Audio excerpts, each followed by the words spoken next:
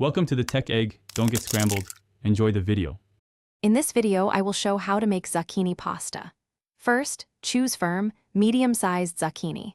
Wash them thoroughly and trim the ends. Next, use a spiralizer to create long, uniform strands. If you don't have a spiralizer, a julienne peeler works well too.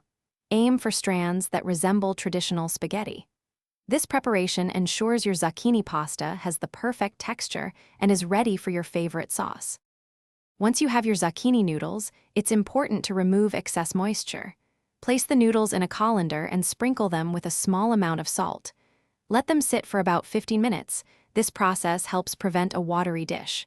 After resting, gently squeeze out any remaining liquid. Then, pat the noodles dry with paper towels. This step is crucial for achieving a firm, pasta-like consistency. Zucchini pasta cooks very quickly, so be careful not to overcook it.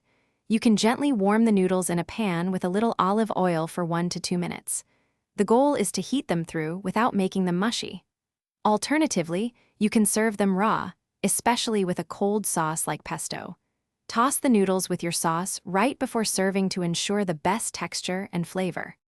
Zucchini pasta is incredibly versatile and pairs well with many sauces. Try a fresh tomato marinara, a creamy Alfredo, or a vibrant pesto.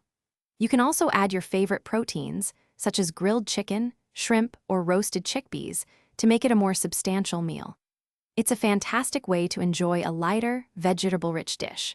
Remember to check the description for a link to the Oala water bottle and other great deals to enhance your healthy lifestyle. Enjoy your delicious and healthy zucchini pasta. Thanks for watching. Consider subscribing if I helped unscramble your problems.